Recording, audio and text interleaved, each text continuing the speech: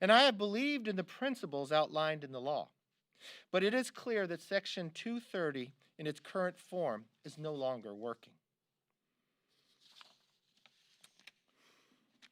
Just last week, Justice Clarence Thomas said the courts have read sweeping new protections into 230 that Congress never put into statute.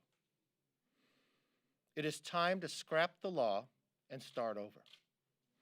Yesterday, the New York Post, one of the country's largest newspapers, published a piece on Hunter Biden and his work on the board of Ukrainian energy company Burisma, which he had no qualifications for.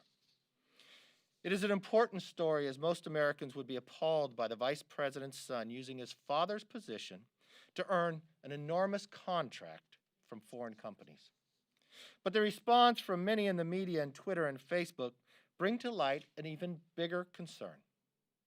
The biggest social networks are selectively censoring information. If you are a citizen and posted information in the story, your account was locked. Last night, the Republican House Judiciary Committee posted the story on their website, a government website. And this morning, Twitter has censored it. Did big tech censor the media and Americans when they posted about the unverified and later debunked Steele Dossier? Did big tech censor the media and Americans when they posted about Trump's taxes, which were, of course, obtained illegally? Did big tech censor the world's largest sponsor of terrorism, the supreme leader of Iran? The answer to all three questions is no.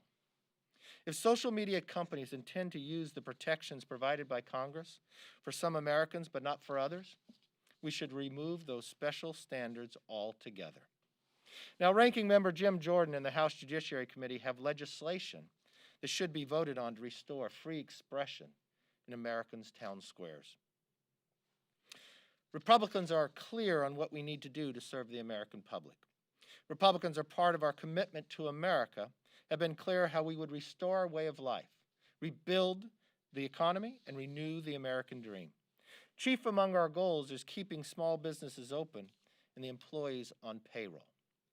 I know what it's like to have a dream. I know what it's like to have a dream to have a small business. In fact, we have been relentless in our push to get Speaker Pelosi to provide needed relief for Americans. She continues to turn her back and focus on politics, not people. 81 days ago, when Speaker Pelosi was asked if the House will stay in session until a deal is negotiated, she answered, "We can't go home without it." A few days later, she sent us home for the August recess with no deal. Republicans have attempted to bring up Small Business Committee Ranking Member Steve Chabot's legislation to reopen Paycheck Protection, to support small businesses and their employees. But Democrats have blocked any PPP money going forward 39 times. That's 39 times we brought it to the floor that they have voted no on it.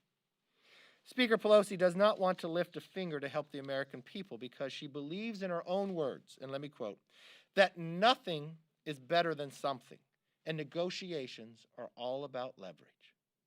It is clear she has offered resistance instead of relief, and she has wasted precious time this year. Eating ice cream in front of a refrigerator, blaming a salon owner for her special treatment, and now insulting Wolf Blitzer. These are not actions of a functioning Democratic majority. With that, I'll take any questions. Yes, sir. The president keeps talking about that he would like to see Congress go big or go home on a COVID relief bill. I think the administration's offer is somewhere around $1.8 trillion right now. He's talked about going even higher than that.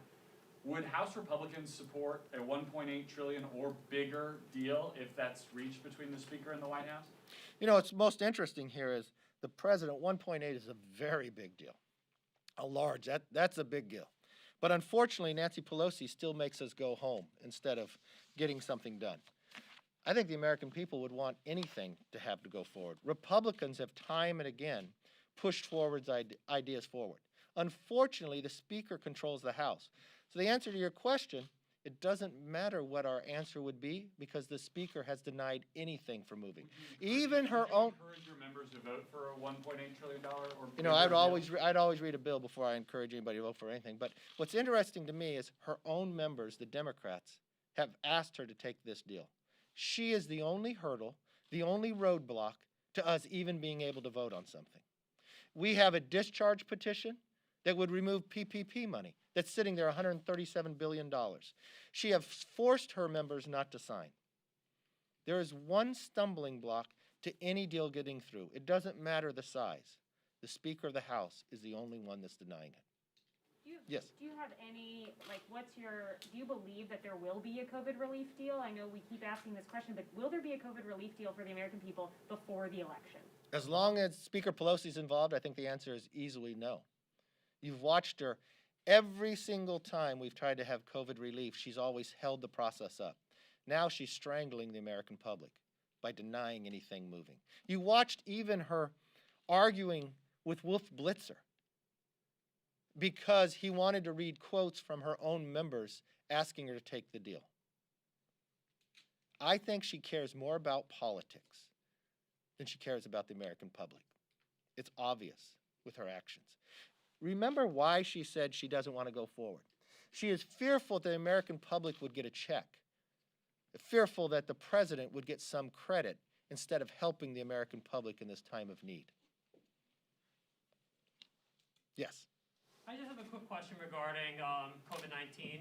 If a deal is approved upon, a bill goes to the Senate and your members have to come back, what is your plan to keep your members and their staff safe from the coronavirus? Well, that's a great question. You'll know about 4 or 5 months ago, I put a report out along with Rodney Davis and Tom Cole on how we could keep the House safe.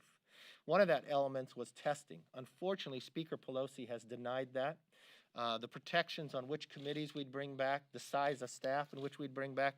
Unfortunately, Speaker Pelosi has denied all the abilities where we worked with a lot of the medical community to come with a plan to keep the House safe. One of those would be testing. Thank you so very much. Oh, yeah, thank you. Have a good day.